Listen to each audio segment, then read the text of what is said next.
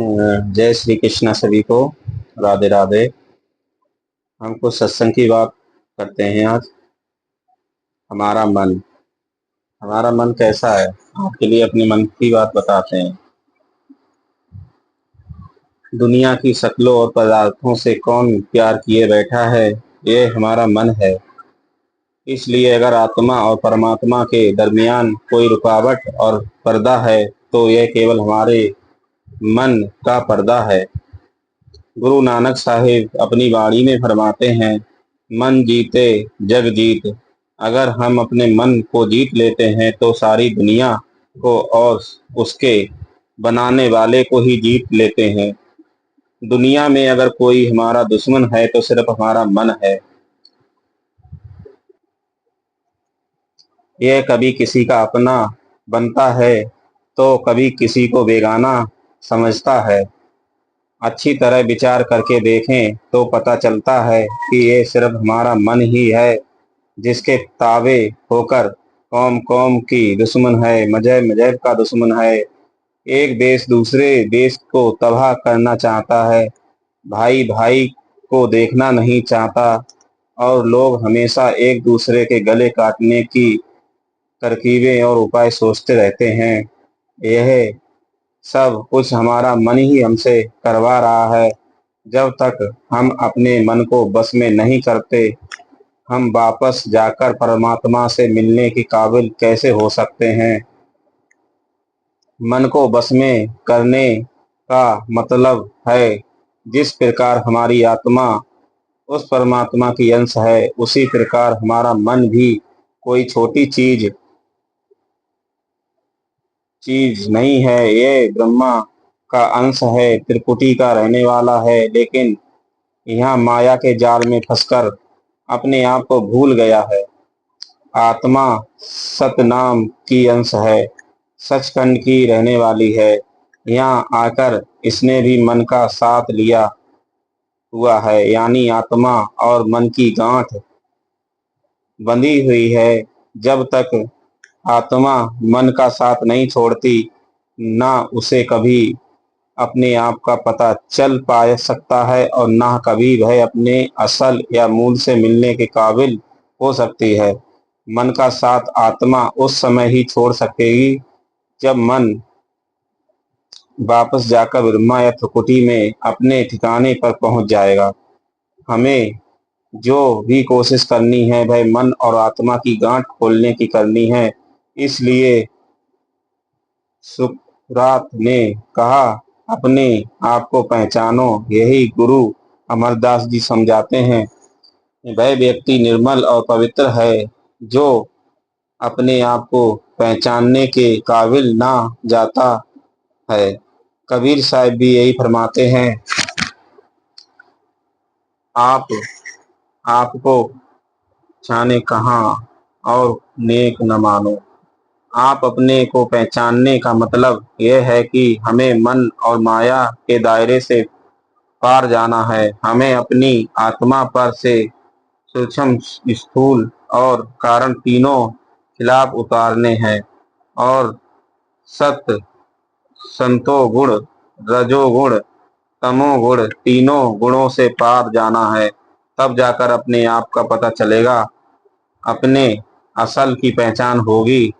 हमारी आत्मा तो बिल्कुल निर्मल, पवित्र और पाक थी, लेकिन मन का साथ लेने के कारण कारण अति गंदी और मैली हो चुकी है।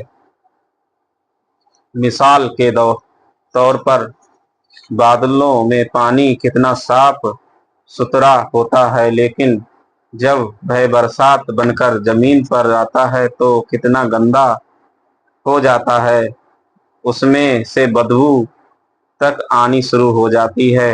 यह भय अपनी असलियत को बिल्कुल भूल जाता है और अपने आप को गंदगी का ही रूप समझना शुरू कर देता है। लेकिन जब उसे सूरज की तपिश मिलती है और वह भाप बनकर उसे गंदगी को छोड़ता है, तब उसे अपने आप का होश आता है कि मैं कौन हूँ। तब उसको अपने आप का पता चलता है। फिर वह अपने असल या मूल के बारे में सोचता है और सीधा जाकर बादलों में अपने असल में ही समा जाता है। यही हमारी आत्मा की हालत है। यह माया के जाल में फंसकर मन के ताबे को हो चुकी है और मन आगे इंद्रियों को भोगों का आशिक बन चुका है। और जो जो कर्म मन करता है उसका नतीजा साथ साथ आत्मा को भी भुगतना पड़ता है। जब तक ये मन का साथ नहीं छोड़ेगी, ये कभी अपने असल के अंदर सामने के काबिल नहीं हो सकेगी।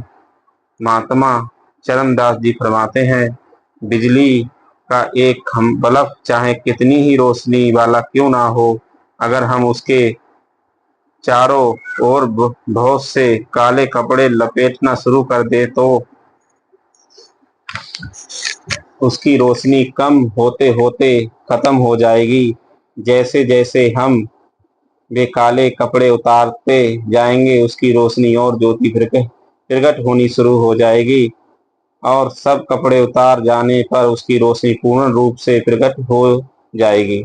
इसी प्रकार जैसे जैसे हमारी आत्मा मन का साथ छोड़ती जाएगी, या मन के पर्दे उस पर से उतरते जाएंगे, अब आपने आपको पहचानने के काबिल बनती जाएगी। इसीलिए कहा है, परमात्मा को पहचानने से पहले अपने आप को पहचानना जरूरी है।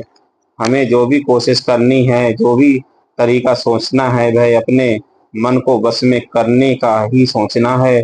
मन को वापस ब्रह्मा या त्रिपुटी में ले जाने की कोशिश करनी है।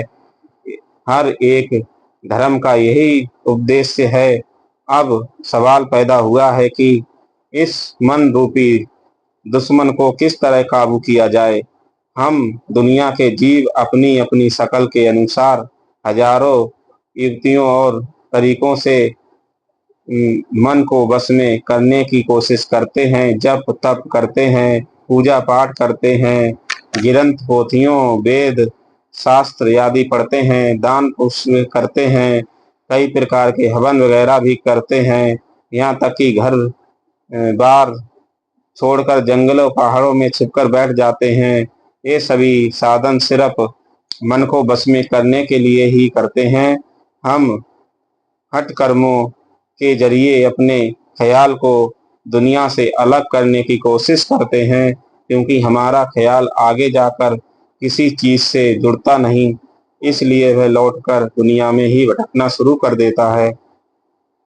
दुनिया में से अपने ख्याल को जबरदस्ती निकालना ऐसे ही है जैसे एक जहरीला सांप को किसी टोकरी या पिटारी में बंद कर देना है। जितनी देर वह टोकरी के अंदर बंद रहता है, हम उसके डंक और जहर से बचे रहते हैं, लेकिन जब भी उसको बाहर निकालने की मौका मिलेगा, वह जरूर डसेगा। कभी अपनी आदत से बाज नहीं आ सकता। इसलिए सांप को टोकरी में बंद कर देने से हम हमेशा के लिए उसके जहर से निश्चित नहीं हो सकते। हमें अपनी जान का खतरा लगा ही रहता है। अगर उसी सांप को पकड़कर उसकी विष की थैली ही निकाल दें तो वह विषहीन हो जाता है और हम हमेशा के लिए उसके डंक से बच जाते हैं। चाहे उसे फिर अपने गले में डालकर रखें। इस प्रकार हम जंगलों पहाड़ों में छिपकर ग्रंथ पोथियां वेद शास्त्र पढ़कर बाल बच्चों को त्याग कर समझ लेते हैं कि हमारा मन बस में है, आ गया है। लेकिन जिस समय दुनिया का सामना करना पड़ता है, वही इच्छाएं और तृष्णाएं जो हमारे अंदर दबी पड़ी थी, हमें फिर से उंगलियों पर नचाना शुरू कर देती हैं। बल्कि हमारी हालत आम लोगों से भी बेहतर है हो जाती है। जितना हम मन को दबाते हुए हैं, उतना ही वह विद्रोह करता है। जबरदस्ती मन को बस में करना ऐसे ही है जैसे सुलगते हुए कोयले पर राख डाल देना। देखने में आग बुझी हुई लगती है, लेकिन जब जरा भी हवा चलती है, वह राख उड़ जाती है और आग फिर से भड़क उठती है।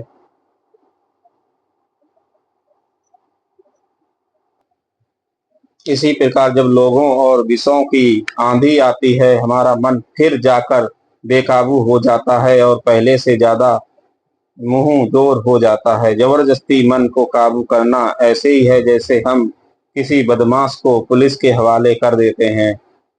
जब तक वह पुलिस की रियासत में रहता है तब तक हम उसकी शरारतों से जरूर बचे रहते हैं, लेकिन जब पुलिस से आजाद कर देती है, वह बस्ती में जाकर फिर वैसी शरारतें शुरू कर देता है। अगर उस बदमाश को पुलिस के हवाले करने से बजाय हम समझा बुझाकर एक भला मानस इंसान बना लें, तो हम हमेशा के लिए उसकी शरारतों से बच सकते हैं। इसलिए महात्मा समझाते हैं कि हठ कर्मों के द्वारा या डिसिप्लिन या संयम के द्वारा हम अपने मन को कभी वश में नहीं कर सकते। कुछ समय के लिए जरूर कुछ शांति या आराम प्राप्त कर लेंगे, लेकिन हमेशा के लिए नहीं। अगर हम मन को हमेशा के लिए बस में करना चाहते हैं तो मन की आदत और स्वयं को अच्छी तरह समझाना जरूरी है। हमारा सबका अनुभव है कि मन लज्जों की आशिक है। एक चीज से प्यार करता है, अगर दूसरी चीज या शक्ल उसे अच्छी दिखाई देती है तो पहली को छोड़कर दूसरी की ओर दौड़ना शुरू कर देता है। कोई भी मोह या प्यार हमेशा के लिए हमारे मन को बांध कर नहीं रख सकता।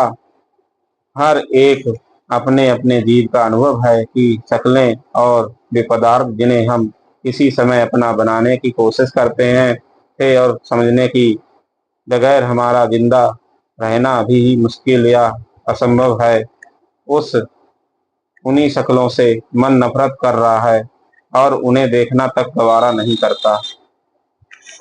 राधे राधे। अगर वीडियो अच्छी लगे तो लाइक करें, कमेंट करें प्लीज।